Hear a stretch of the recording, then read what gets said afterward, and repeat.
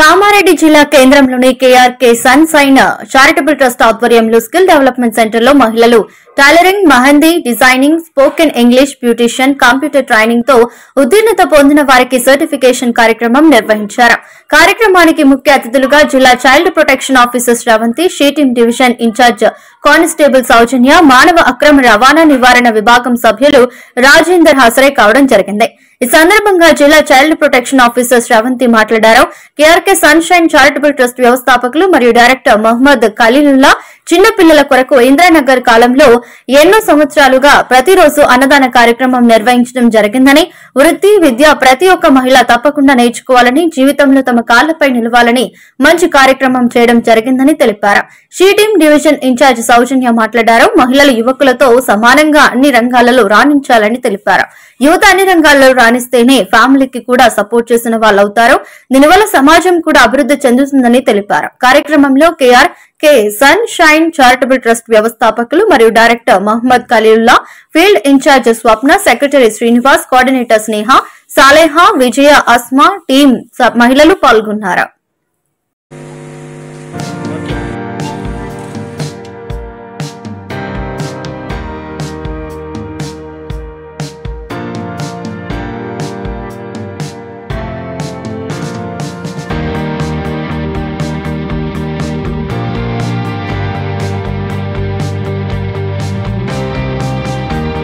मैं ये चाहता हूँ कि हर एक लोग कंपलसरी ये स्किल सीखे, ठीक है। इस अपने केआरके सनशाइन चैरिटेबल के जरिए मैं यही कहना चाहता हूँ कि हमारे पास यहाँ एक ही नहीं, हम लोग के पास government of Telangana high court की तरफ से हम लोग यहाँ पे अपॉइंटेड है, जिसमें क्या है कम्युनिटी मीडिएशन भी हम लोग करते हैं। यहाँ पे जो भी आपके घर के ससुराल के प्रॉब्लम हो, हस्बैंड के साथ प्रॉब्लम हो, रिश्ते में कोई भी गड़बड़ है, कुछ भी प्रॉब्लम है तो हमारे पास आए तो हम लोग फ्री में काउंसलिंग करते हैं। और आप लोग के लिए अगर हो सके तो फ्री में लायर भी हम लोग यहाँ से लगाते हैं। और अपने पास यहाँ पे जज मैडम भी अवेलेबल है। यही ना है कि हम लोग बहुत सारे जो चैरिटेबल काम करते हैं, जैसे अब दुपकाला है, यहाँ पे पानी के स्टेशन लगाते हैं, वीकली मार्केट में न्यू बस स्टैंड के पास, और सर्दियों के दिनों में ब्लैंकेट्स का डिस्ट्रीब्यूशन करते हैं। हम लोग लास्ट 1.5 ईयर से बीडी कॉलोनी में एवरी डे बच्चों के लिए खाना చారిటబుల్ ట్రస్ట్ ఖలీలుల్లా గారు మాకు గత 3-4 సంవత్సరాల నుండి తెలుసు. కాలనీలో చాలా రోజులు పిల్లల కోసం వాళ్ళు రోజు పొద్దున అక్కడ ఏరియాలో ఉన్న పిల్లలందరికీ కూడా అన్నదానం చేసేవాళ్ళు రోజు పొద్దున. ఎందుకంటే ఆ ఏరియాలో ఉన్న పిల్లలందరూ కూడా ఫ్యామిలీస్ అన్ని కూడా భిక్షాటన చేస్తూ అదేవిధంగా రోజువారీ కూలీగా బ్రతికే వాళ్ళందరికీ చాలా మంది పిల్లలకి పోషకాహార లోపం ఉండడం గుర్తించి వాళ్ళకి రోజు పొద్దున న్యూట్రిషియస్ ఫుడ్ సప్లై చేశారు. దానికి చాలా అభినందనీయం సార్. అదేవిధంగా ఈ సమ్మర్లో చాలా మంది ఆడవారికి టైలరింగ్, అదేవిధంగా బ్యూటీషియన్, మెహందీ, అదేవిధంగా స్పోకెన్ ఇంగ్లీష్ ఇంతమందిని ఎంపవర్ చేయడం అంటే అది సామాన్యమైన మహిళలను ఎంపవర్ చేయడం వల్ల ఒక కూడా ఎంపవర్ అవుతుంది. వాళ్ళ పిల్లలు కూడా చదువుకుంటారు, వాళ్ళు అన్ని రంగాలలో మంచిగా వృద్ధి చెందుతారు. ఈ ప్రోగ్రామ్ అరేంజ్ చేసి మమ్మల్ని పిలిచి ఇక్కడ మీ అందరినీ కలవడానికి అవకాశం ఇచ్చినటువంటి ఖలీలుద్దీన్ గారికి నా ధన్యవాదాలు. Thank you. చేసి మమ్మల్ని పిలిచి ఇక్కడ మీ అందరినీ కలవడానికి అవకాశం ఇచ్చినటువంటి ఖలీలుద్దీన్ గారికి నా ధన్యవాదాలు. Thank you. ఓకే, నా పేరు సౌజన్య, నేను షీటింగ్ కానిస్టేబుల్ని, కామారెడ్డి డిస్టిక్ మొత్తానికి ఇన్ఛార్జ్. దాంతోపాటు కామారెడ్డి సబ్ డివిజన్లో ఎక్కడ ఏ ఇష్యూ అయినా కానీ నేను ఏ ప్రాబ్లం వచ్చినా నేను సాల్వ్ చేస్తా. మనకి ఆడవాళ్ళకి ఇప్పుడు ఇంత ఫెసిలిటీ ఉంది, ఒకప్పుడైతే ఏ ఫెసిలిటీస్ లేవు. ఉన్నాయా? ఏమీ లేవు.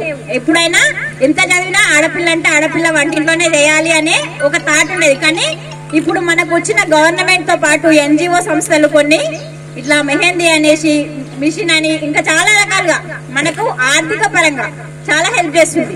దాంతో పాటు హెల్ప్ చేయడంతో పాటు మనం కూడా ముందుకొస్తున్నాం, మహిళలు ముందుకొస్తున్నాం. ఒకప్పుడు వెనుక అబ్బా వద్దులే 10 మందిలో వెళ్ళాలంటే అవసరమా మనకి, ఆడపిల్ల అవసరం, ఆడ అబ్బాయిలు ఉన్నారు అనుకొని వెనుక అడిగేసేది. కానీ ఇప్పుడు అలా లేరు. అన్ని రంగాల్లో అబ్బాయిలతో సమానంగా ఉన్నామా లేదా? ఉన్నాం, ఖచ్చితంగా ఉన్నాం. ఇంకా ముందుకెళ్ళాలి. ఎంత ముందుకెళ్ళినా ఏన్నో ఒక దగ్గర తడబాటు అయితే ఉంటుందండి ఖచ్చితంగా, అవునా లేదా? అయితే ఎలా ఉంది అంటే మాకు వచ్చే కేసెస్ లో ఒకటి చెప్తా నేను. చాలా మంది మేడం మాకు చాలా కాల్స్ వస్తున్నాయి మేడం, నైట్ టైం లో కాల్ చేస్తున్నారు, వేధిస్తున్నారు అని అంటున్నారు. వాడెవడో పనికి మాలోడు కాల్ చేస్తే ఆ కాల్ కట్ చేసేసి బ్లాక్ లో పెట్టండి, అవునా లేదా? ఇప్పుడు నాకు ఒక కంప్లైంట్ వస్తుంది, నాకు ఒక కేసు వచ్చింది, నేను మాట్లాడే ఆడపిల్లనే, నాకంటే పెద్దవాళ్ళు మీరు మాట్లాడే ఆడవాళ్ళే కదా, మరి ధైర్యంగా మాట్లాడాలి కదా. అరే నువ్వు కాల్ చేస్తే మళ్ళీ ఒకసారి పిలిచిండు కాబట్టి మేము చెప్పింది కొంచెం అర్థం చేసుకుంటే మీకు లైఫ్ లో భవిష్యత్తులో పనిచేస్తుందని నేను అనుకుంటున్నా. అసలు అక్రమ రవాణా అంటే ఏంటి? ఒక వ్యక్తిని ప్రలోభ పెట్టి గాని, బలవంత పెట్టి గాని, భయపెట్టి గాని, అధికార దుర్వినియోగం చేసి గాని ఒక చోటు నుంచి మరో చోటికి అమ్మివేయడం, తద్వారా ఆ వ్యక్తికి సంబంధం లేని పని, లాభం లేని పని చేయించడమే మనుషుల అక్రమ రవాణా. అంటే ఈ వ్యక్తి ద్వారా వాళ్ళు డబ్బులు ఎక్కువ సంపాదిస్తారు.